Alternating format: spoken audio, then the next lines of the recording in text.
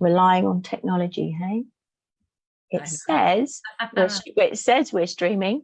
And just keep an eye on it before we start what we want to talk about. Oh, here we go. I think it's there. Good morning, lovely Rachael Robson-Green joining me today as we get naked. How are you, sweetheart? It is an absolute honour to be sat with you here today. Likewise, lovely Vanessa. Thank you so much for inviting me to do this. And yes, it's a joy and a privilege to be having this conversation with you live. Well, yeah, join us live as well, because we'd love to get some comments. This is going to be a juicy discussion, I know. Yeah, absolutely. And we only met a few weeks ago, and we've had hours already of conversation about what's important to us. So it's no surprise that, to me, what's so important is how all of us, the necessity to live naked. What's important to you, Rachael, and where shall we begin? Because we've got lots of juicy things to talk about. We have so much, and this could go for much longer than half an hour. Yeah, focused. And I'm going to start with that naked. You know, what does that mean for me, and what I'm experiencing and what I'm uncovering at the moment is the masks that we wear. So, you know, kind of getting naked is, you know, for me, is peeling back those layers of what the expectations have been on us, where people have judged us, where we feel we should be doing certain things. And actually, if we show up with those masks, we can't really connect with others, and we're not connected to ourselves. So it doesn't feel authentic. And what I'm noticing is, as soon as I step into vulnerability, and I know Brené Brown talks about this much better and more eloquently than I will right now with all of her years of research, but if we can step into being vulnerable as well, and being open and open to understanding ourselves, and to reaching out to others, and open to an awareness of, okay, so how do I get to show up? How am I showing up? You know, what am I creating? Yeah, so that absolutely. So that, you know, kind of we can peel back those layers and kind of show up as who we really are. That's what being naked means to me, is really getting back to the heart of who we are. Love it. All the ways that we prevent ourselves from doing that, right? Or we've learnt ways of being that prevent us from doing that. And we don't know that that's what we're doing, I think, which is the reason we are wearing the mask that we don't know we're wearing. Yeah. Because it's actually who we believe we are, because of how we've been brought up, how we've been educated, the world we live in. So we are surrounded, majority, such a high percentage of the time, probably 90% of the time, maybe even higher, of perpetuating the same story. Absolutely. So therefore we don't know who we are without that, because we've titled this today, after discussing it for hours, holding on for dear life. Yes. And we both understand what that means to us individually. And what we would love to do today is just share what that means to us, damaging effects of holding on, how to let go. These are all phrases that are bandied around, and we'll go, yeah, that makes so much sense. I get it. But then the next step is how. What does it actually mean? How does that look like? What does that look like for me? How do I show up in the world, letting go, being in the now, surrendering is another one, being present. These are all phrases that we hear such a lot. Yes. And I would love to discuss further for the next few minutes is, how can we de-jargonize, Rachael, so that everyday people like you and I, so we can all be in the discussion of what does that actually mean to me, and how do I rise above, dare I say it, the shitty mess, the chaos that we're all experiencing as a nation and across the world over the last few years, but also now. It just is seemingly, and I say seemingly because again we know what we mean by that, in this outside world. How do we get past that, push through that, rise above that, whatever it means to you? Because and that's why I'm glad that you said heart, and I just drew a little heart on my page. For me, naked is making a journey of no distance from head to heart. We overthink stuff because that's how we've been taught to be in the world. And how do we calm this down from overthinking, keeping us anxious, stuck, longing for more, striving, into a place where if we just truly took a moment to pause, breathe, and feel our beating hearts, Yes. and strive from that place. Yeah. It seems such a difficult thing to do because we're so out of practice. It does. And it does take practice. And I'm just going to pick up on a couple of things that you said, because there's so much richness in there. I knew there would be. First of all, what happens is it's deeply unconscious. So, we get to forgive ourselves for all the ways that we create, what's happening or feeling like we're holding on too tight, because I don't think we do that. We then can be really self-deprecating about, well, I shouldn't be doing this. I shouldn't be we should all over ourselves, basically. And so I like that. Those patterns and those stories are deeply unconscious, a lot of them. And so, kind of turning the dial and turning the dial up on the awareness takes time. So, we do need patience with ourselves. We get to have grace and compassion for ourselves in this process. And I have learned that. It's not an easy lesson either. No. And we are so used to overwhelm. There is this overwhelm in our system. There's been overwhelm in society. You mentioned what's been happening, nationally, globally, what we've been through in the last 2.5, 3 years. These are not small things. And you add that on top of how we're being in the world, and the fear that's been around that. There's a huge overwhelm there. It's no wonder we're all kind of here.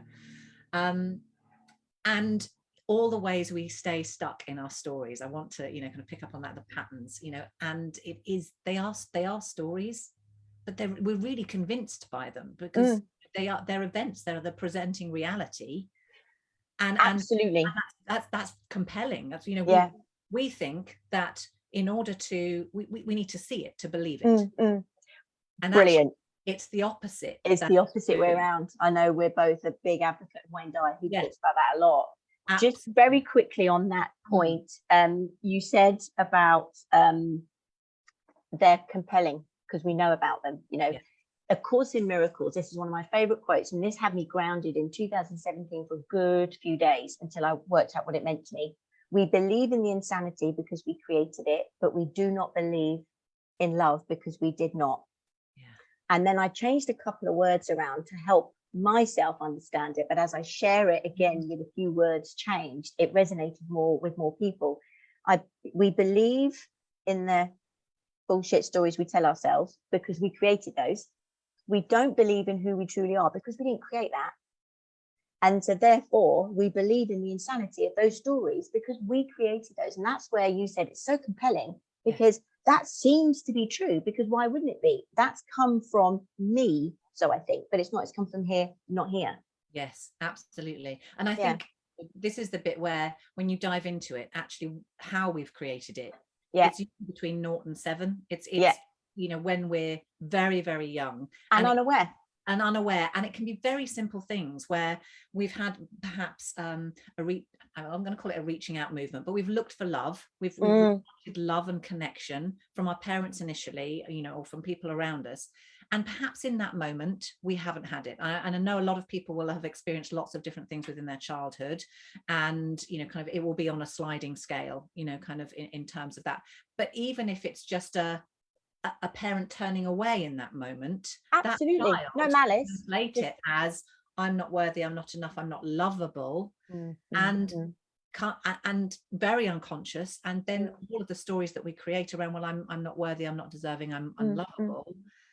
And that's how we go forward into the world. And you think about, you mentioned, kind of school, parents, culture, society, all these paradigms that we're surrounded by are compelling and are powerful. And we're finding our way to fit into them, fit into what's outside of us first, rather than doing the fitting into who we are. And absolutely say, because we're up here, we want to figure it out. We want to be stuck in the how, whereas actually sinking into, kind of who the heart.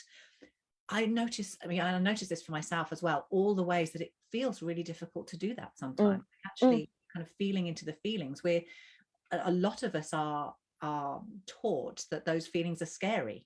They go under the rug, like no, nothing to see here. rather than being held in experiencing those emotions. Yes. I think, learning how to do that is a big part of managing the overwhelm as well, allowing that process to happen, feeling the feelings, and then, kind of coming out the other side of that, because you get to process them when they're stuck in the system and they're stuck in you. Well, that's the thing. It comes into that place again. Yeah, as a small child, your mum looks away. You're so used to just being. We're born divine, whole, and complete, right? It's only then as we journey step by step in life that we become who we think we are rather than who we actually are.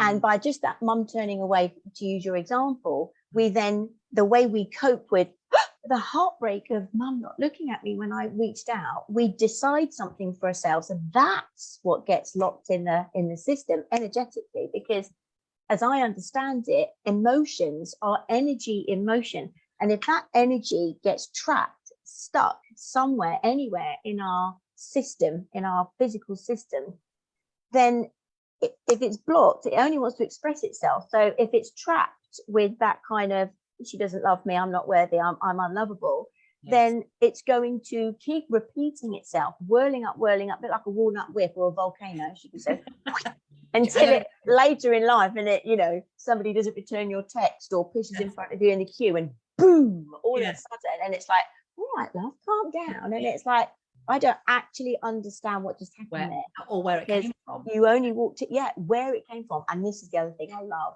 It seems to come from nowhere. Yes. Whereas it's very much, if you separate the W and the H, it's now here. It comes from right here, right now, because that little bit has triggered something right down low. Yes. And we talked earlier about and I've just written here that white knuckle ride, right? As you're holding on, and it's like, because this is what I know. Don't take it away from me. It's like the dummy from the baby, or the parent from a child, right? Preschool. I know this. Don't take it away from me. Yes. So how I love, because this is the part of my work which I just love the most. How do we help other people recognize, including ourselves? How do we recognize when I'm in a pattern? Whether it's my fault or not, right? Because I'm subjected to a world, and before I really understand what's going on, it's no one's fault. We're like we are. There's no blame, shame, guilt, or fault. This absolutely. is it is what it is, but only when I decide to look at it and I'm brave enough to acknowledge what's going on, can I then accept it for what it is. Yes. And the other part, the accept, which I love, which is a massive part of the recovery program, is accept that, and there is something bigger than me. Yes. I'm not it. This isn't it. Yes. And then I can allow that to help me move on. Meet me. Yeah. So we might know we're angry. We might know we're a bitch. We might know we're stroppy or moody or grumpy or stressed or retreat, and hibernate and isolate rather than choose to be in solitude. But then if I know that about myself, great. How is that helpful? And what do I do next? Yes. So what do I do with that? What do I do with that? And I think this is the dichotomy, because we think we need to do something. Exactly. And actually, it's much more simple than we think it is. Like, we know all the ways we want to make it really complex for ourselves. That, just like me. And I just thought, before we go into that, I wanted to pick up on something that you said about the emotions and kind of suppressing those emotions. Years of suppressing those emotions, and it is going to do that. And what we resist persists. So you get more of what you focus on. Absolutely. And resisting yourself going into that and experiencing it, because it is scary. And being here and holding on and going, I'm just going to stay here and not deal with all of the things, because of the fear of letting go. Because we don't know what's on the other side of that. Don't know what's on the other side of it. And actually, and words don't teach, right? I can sit here and say, everything that you want in life is the other side of fear. And you go, that's great, but how does that actually apply right now? I'm not really feeling that. I'm hanging off a cliff at the moment. I'm like this, and I don't know what to do next.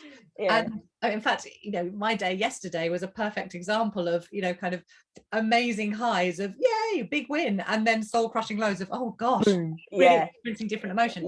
We can be in this, at any one time, and we're here for this. We are here for the journey. So I think the first step is forgiving yourself, is acknowledging, okay, you know, I get to experience this. And I love that you said about the isolation part, because I think we have to figure it all out on our own. Yeah. You know, and we were talking about this before, like, you know, kind of wearing these badges of, look at the sacrifice, you know, look at all the amount of that I've had to suffer, and martyrdom, and I, you know, kind of get statues built for us because, you know, of how much we've sacrificed. And actually, it's not about, you know, doing it on our own and sacrificing. It is about asking for support, and a lot of times we can't see these patterns, these unconscious behaviors, and we do need help to unpick it. And, you know, hands up as a single mum, all the ways that I have absolutely done this. No, I can do it on my own. Look at me, I'm the strong one, doing the strong woman number, like we do. And strong men number. I know there are men out there that do this too. And I'm learning how to ask for support. I did it yesterday, you know, and it felt uncomfortable. Yeah, absolutely, because we think it's going to say something about us, especially if we do this very well. Aren't I good? I can manage, thank you. And then actually, have I got to take my badge off? And I've actually got to look and feel vulnerable. That's the biggest thing. That's about my second top value for the work I do. First one being love, vulnerability. If I'm not willing to be vulnerable, it ain't going to change. It's just not going to change at all.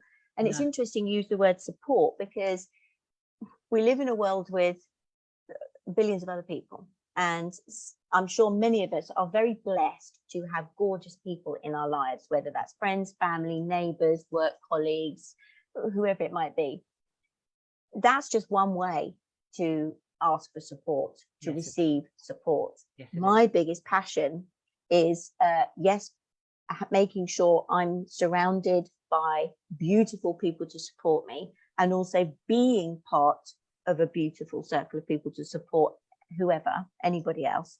But the other part of support, which I know that for me is the game changer in all of this, is this support, the higher power, that thing that we surrender to, the invisible thing. Because I see you, I love you, I think you're great. I go, Rachel, oh my God, darling, could you absolutely, what brilliant. That's it, that's inevitable, right? But and if you can't, that's fine. But I get to speak you, I get to see you, I get to hear you. I wouldn't taste your, smell your, whatever, but you get here, you get my point. You're available to me, to my senses. What's not necessarily available to us is that higher power. Tangible piece, it's the tangible bit. And because I'm so used to desk, laptop, you know, reality, body, earphones, pen, etc., that for me is reality, as they call it with a small r. Reality with the capital R is, what is it, as I talk about, that power that's turning the world, growing the grass, and beating our hearts. It's limitless. It's forever, ever, ever, ever, ever, ever, ever. The biggest of the biggest of the biggest. There isn't a word for it. Right down to it does all of that. And it's actually beating our hearts. And it's in us. And it's in us. And how do we connect to limitless possibility? Yes. How do we even believe in that and trust that there's limitless possibility? Well, it's interesting. The nature for me is one of the biggest examples of that. I think, you know, for people to say, I don't believe, they go, that's absolutely fine. And it's not a religion thing, and it's not God, or you can call it Fred, for all I care. But what is it that, you know, toasts your bread, or grows the trees, or opens the flower, or moves the, you know, the motion of the ocean, right? That grows our hair, right? That's what we're talking about. Doesn't matter to me how you understand it, but if there is the easiest way I do describe it is what's beating your heart. What's beating your heart? We're not attached to anything. I'm not plugged into the wall like a lot of things are, lamps and stuff like that. They're not. But so there is an unbroken connection that is, and that's the bit. So how can we receive support from here, as well as receive support from people and the world around us? Part of that, and you say an unbroken connection, and what I'm experiencing in the clients that I see and within myself in this journey is that the connection has felt broken. That we haven't connected with that part of ourselves. And, you know, I would say again, it feels really intangible, this piece of it. and perhaps that it's that piece that we can't allow. It's not that we can't allow it to land. We know it's a niggle. Like we know that perhaps it's, you know, that there's something else. You know, there's something else, that maybe it's that you feel that you are meant for more. You're not really living your purpose in the way that you want to. What does purpose even mean to you? Yeah.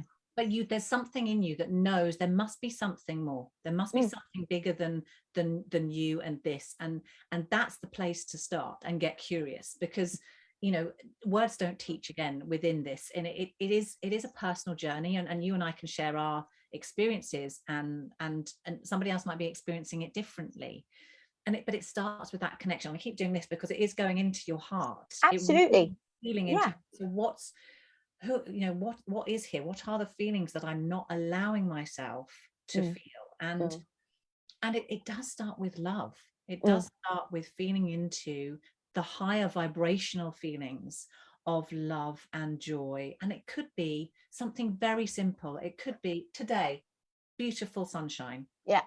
Just standing outside, feeling your feet on the ground, and taking a deep breath in and just appreciation. Yeah.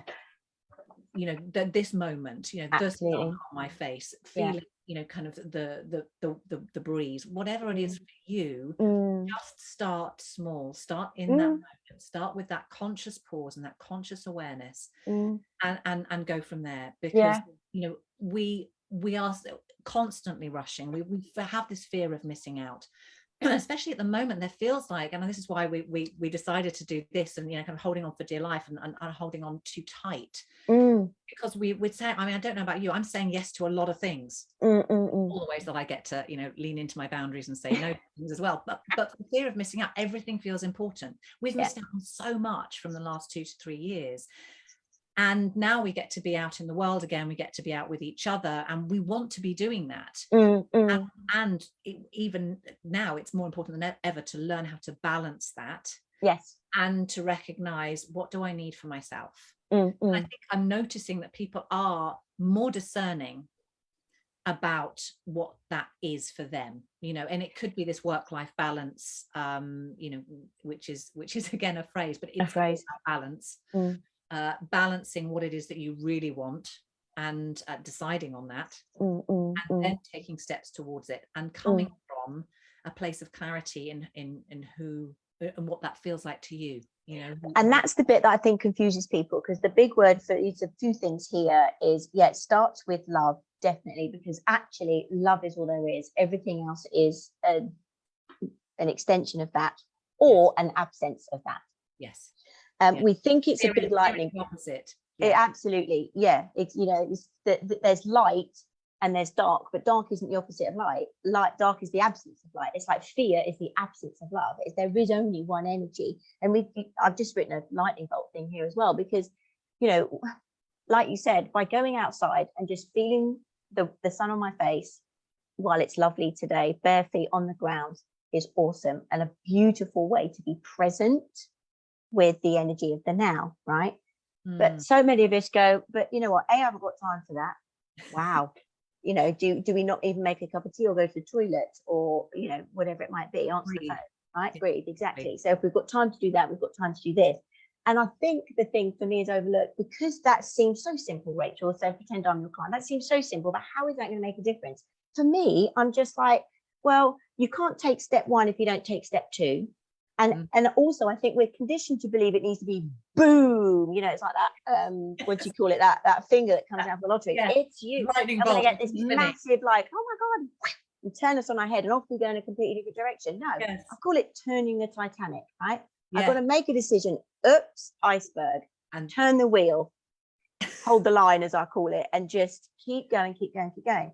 And it's those simple things like breathing, and like we said before we came on the call. For me, a big thing is if I'm like, do you know what, I'm too tired to do that today, like, you know, because I get up forward to my meditation, I could be like, you know what, no, I'm having a lovely cuddle, I don't want to get up, or it's too early, or actually, I'll do it later, whatever. Then I have trained myself to say, but Vanessa, what's the alternative? Because the alternative, if I don't, is a place I do not want to go. Yes. Why I'm doing it is because I just want to feel better.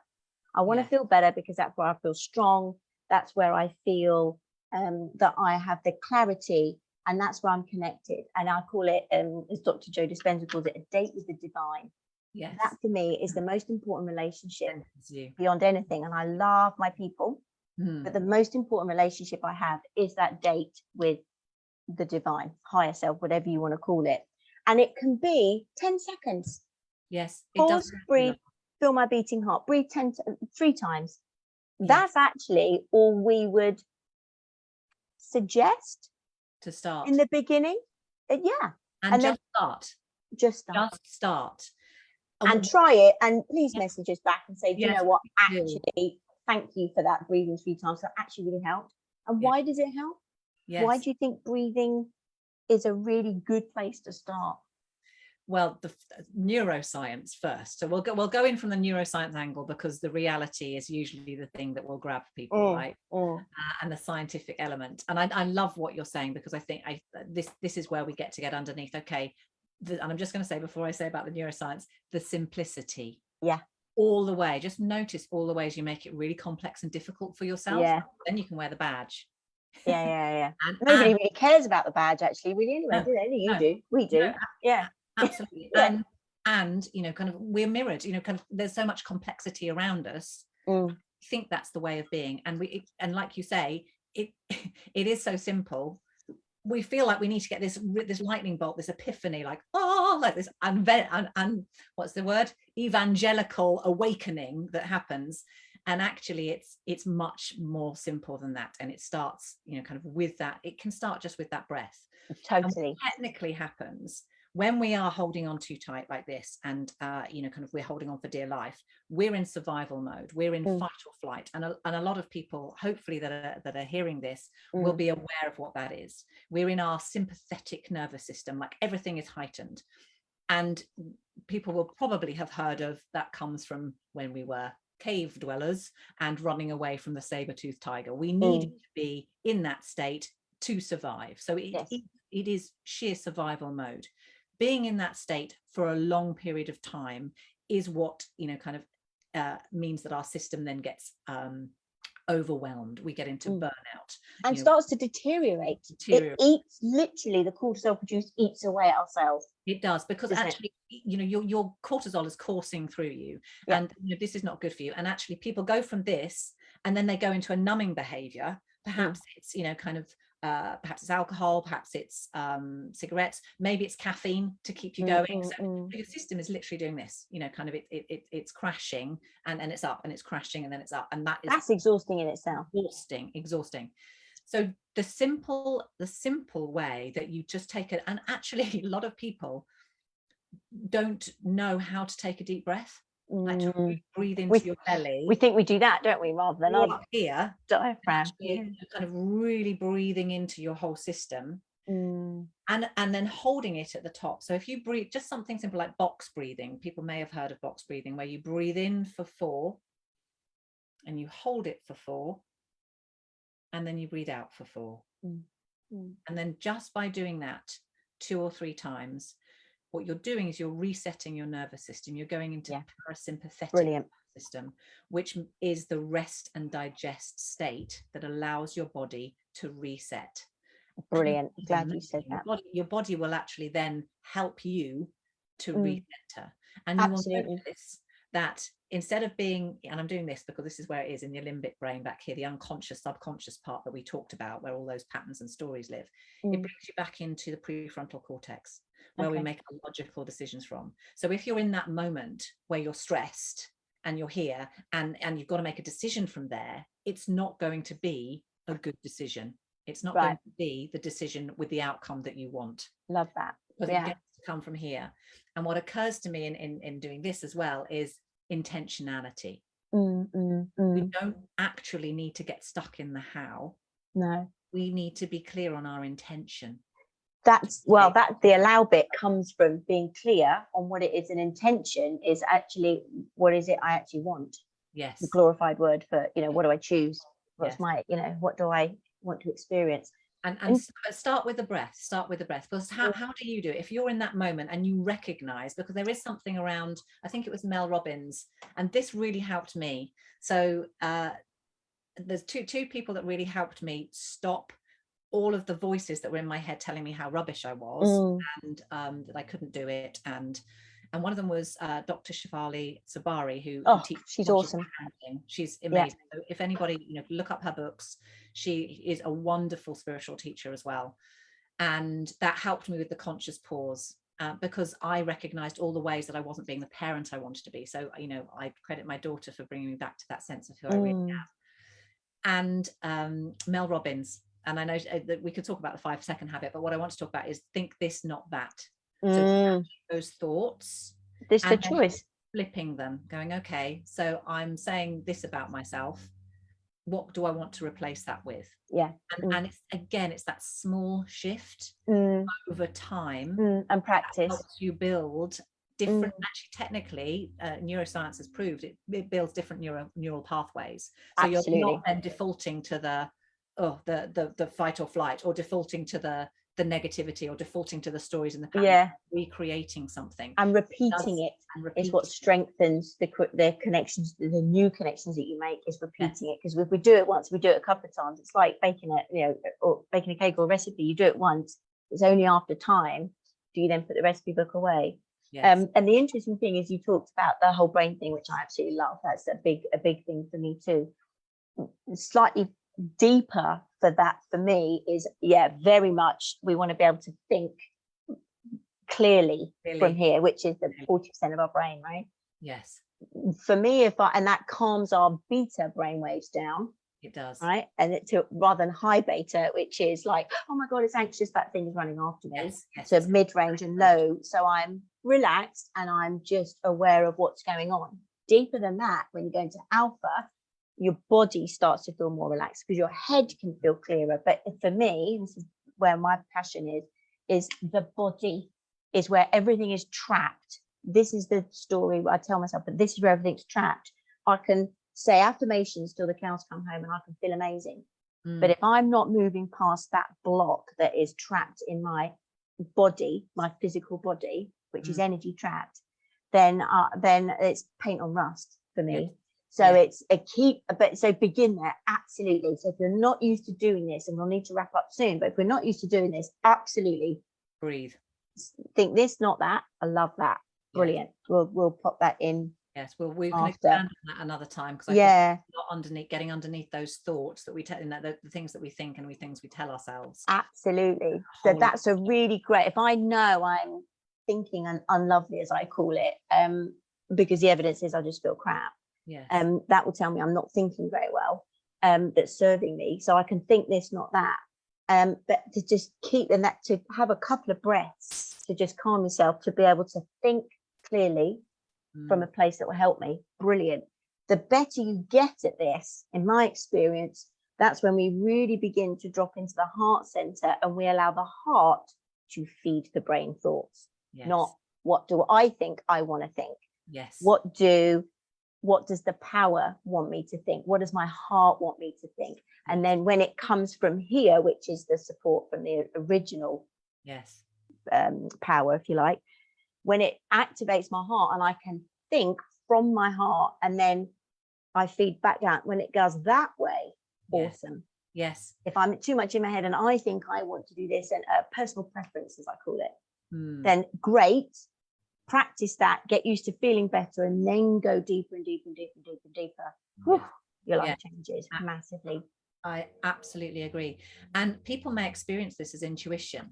They experience that as instinct, so grab hold of that. That's the magic. Play with it. Practice it, because it does take practice. And I, hands up, I'm still practicing that connection, deepening that connection. It's an everyday. It is an everyday, because it speaks to trusting yourself. And I'm noticing that in my journey at the moment as well, is all the ways that I haven't trusted myself and I haven't felt enough. And now I get to really feel into that part of it, and trust from my heart here, not overthinking what it is that I'm doing. Like, who is it that I want to be? How do I want to show up? And trusting myself to be enough in that moment. So you have the most beautiful heart, Rachel. just from the moment I sat next to you, Vanessa. in a room full of 35 odd people, Yes. I just knew I was sitting next to a truly beautiful soul. And I'm really glad we connected, and we could sit and make notes and talk for hours and hours and hours. So let's do it again. Let's have another chat. Yes. Let's get naked again. That'd be nice. Let's get naked again. And we'll do just a little follow-up post or something. We'll just share some of the tips and things that that you shared. Thank you. And I'll add some of my simple things so that we can just, and I think finishing, I'll ask you to share just a final thought. But for me, once I accepted the fact that if I was just brave enough to acknowledge that, you know what, it's all a bit crap, or I don't feel very good, or I want to make this change, or whatever it might be, right? I want to stop making that choice. If I can just acknowledge that, this is the formula of my work, which I love, accept the fact that I am where I am, it's okay. I am where I am because of the choices I've made and the choices I've allowed others to make for me, right? Once I own that, then, I get goosebumps. That's when I believe the power is going, okay, we see you, we hear you, we feel you, we know you're serious. Let it go. Oof. Give it over. Yes. Choosing to give it over to me is surrender. And then would you just please keep stepping. There's no forwards, there's just stepping. Whichever direction you go in, we can see you if you move. Even when you're choosing to be still, we can still see you. Then allow the power. And we'll talk more about that, because I think that's the difficult part for people. Yes, and we talked it's not easy. It's not. But it is simple. Yes, it is. And we talked about being responsible, but again, I think that's for a whole other time. Yeah. And again, to wrap up, I know that you mentioned about, you know, kind of you're feeling it in your body. Just a very simple technique. I did it this morning to a fabulous song that I love. She doesn't pay me to promote her. Extraordinary Being by Emily Sandé. And I just danced around the kitchen. Yeah. Shift. Just move your body. Move. Do something different, because that does help, and it does raise your vibration. Reach out. If you are struggling, that could even be your movement, couldn't it? You could literally just I just help. I'd like your help. Reach out to someone. Honor how you're feeling, as you say. Allow, trust, surrender, accept what is as is in that moment. It's super powerful. And we get to explore this on another time as well, because there's so bit much by bit, bit by bit, day by day, moment by moment. You can't eat all the cake at once. No. Some might like to try. No, and have grace and compassion for yourself. Yeah. I'm really learning this as well, that that's a good one. We feel that we should be all these different things, or we should be further on than we are. You are where you are, and have grace and compassion for yourself in the process. And absolutely. We're just talking then. I just took a wonderful deep breath as you going, allowing, surrendering. Like, yes, I don't have to do this on my own. I can choose differently. And we're sort of not anyway, are we? But never really once we've accepted, we isolate ourselves in many ways, disconnection. So just breathe, trust, reach out, know that you're supported, and start there. In every way, exactly. And practice it, just a couple of seconds. It doesn't have to be massive amounts. Yes. But bless you. Thank you so much for inviting me. It's been glorious. You are glorious. And likewise, ditto, my lovely, and mirror. Bless you. God bless. Have the most gorgeous day. Enjoy the sunshine. And you. I will definitely look forward to catching up with you again very soon, my lovely. Thank you for your time and your energy. You're gorgeous. Thank you. Bye. Bye. Bye. Bye. Bye. Bye.